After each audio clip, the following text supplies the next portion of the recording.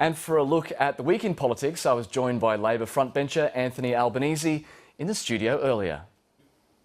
Anthony Albanese, welcome back to Lateline. Good to be with you, Matt. Firstly, what do you make of Nick Xenophon quitting the Senate? Well, this is quite an extraordinary decision. We'll wait and see how it plays out. Nick Xenophon, of course, had spent 10 years in the South Australian Parliament. He then spent 10 years in the Senate, and he's going back, or trying to. Decade on, decade off. But we'll wait and see what the voters think. I think there will be some backlash, given that he went before the people of South Australia and asked to be elected to the Senate just a year ago. Of course, with him at the top of the ticket, there were other people elected as well. That probably wouldn't have happened. What does it mean for those senators? You know, Sky Kokosh-Moore, Sterling Griff. Are they basically toast now? Well, I think most Australians, with respect to those individuals, wouldn't have heard of them. Yeah, because you think they got in on the coattails of Nick Xenophon. Well, there's no question that that is the case, and I think they'd acknowledge that as well. Now, they're going to find themselves negotiating over legislation in the Senate. Of course, the crossbenchers have a lot of influence in the current Parliament. Nick Xenophon walking away from that in order to run for a South Australian lower house seat will, I think, be regarded quite cynically by many people in South Australia. It's very clear that he won't be in a position to be a government or an alternative government in himself. Well, he's ruled out, you know, cabinet positions or anything like that. Well, what essentially he's saying is vote for me so I can give South Australia some more instability. Vote for me and I want to be in a balance of power position. That's a very risky thing to do. The truth is that it's the major parties who seek to form government. Nick Xenophon isn't saying he wants to form government. The lower house is the house where government is formed. Oh, do you think he can win that seat that he's going for? Hartley, by the way. Was Labor, now Liberal, marginal? Well, in the past, actually, third-party candidates have had more chance of winning seats when they've run for safe seats because that ensures that they run second. So it's a bit counterintuitive when you look at where the risk, for example, my seat of Grainler has been potentially seen to be at risk from time to time because the Liberal vote is so low in my seat. So we'll wait and see how that plays out. I think South Australians will be very wary, though, of voting for an unknown.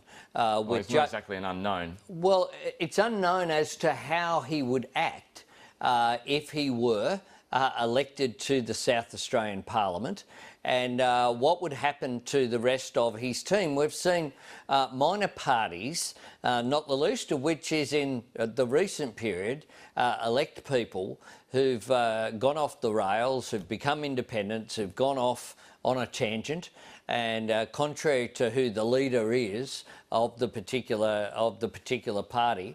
And so we'll wait and see. OK, well, can I just move on to gun control? It's another big issue of this week due to the attack in Las Vegas. Malcolm Turnbull, though, has thrown the pressure on Labor here because he wants a 5-year mandatory minimum sentence for gun trafficking.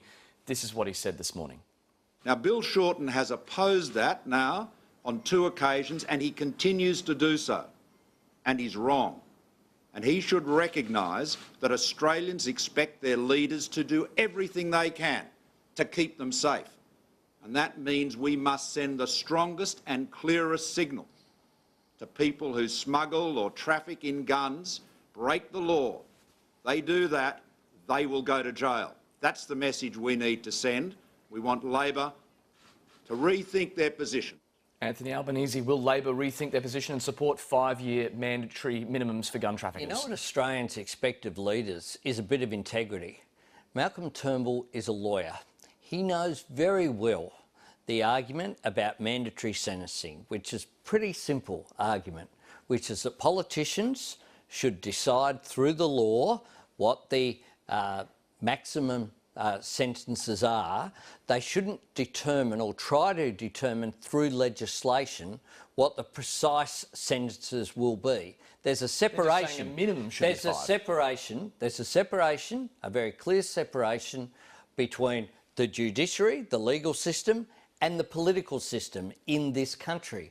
And that's why Labor has a problem with the issue of mandatory sentencing as a principle. What Labor has said very clearly is that there should be up to life sentences for people who traffic in guns. We've also said, as a constructive suggestion, that the gun amnesty, which has been somewhat successful in the current climate after Las Vegas, surely it should be extended out. We know there's about 600,000 illegal firearms still around Australia. Malcolm Turnbull said it was more like 260,000 odd, according to his intelligence estimates.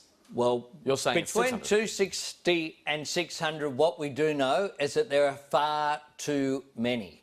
And what we should be doing is putting in place the maximum effort that we can to get those guns out of the system, and an extension would be a logical thing to do. I find it extraordinary that Malcolm Turnbull is trying to play politics with this issue. This should be a bipartisan issue.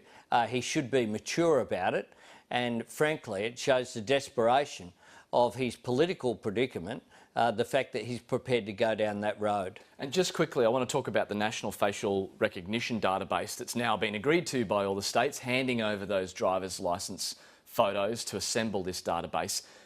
What about the burqa ban? There are calls now for a ban on the burqa because it would render ineffective any of the surveillance of the CCTV if you can't capture a face and compare it to a database.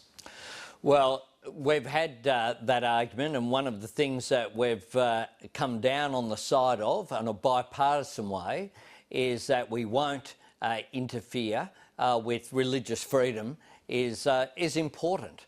And in terms of the issue that's been put forward, it's good that there was agreement across the board. I support and tried to start the process as the Federal Transport Minister, national driver's licences. That would have made, of course, that process far simpler, and I understand that that has been on the agenda at Transport Ministerial Council meetings that have been held in the past couple of years. All right, Anthony Albanese, thanks for your time. Good to be with you.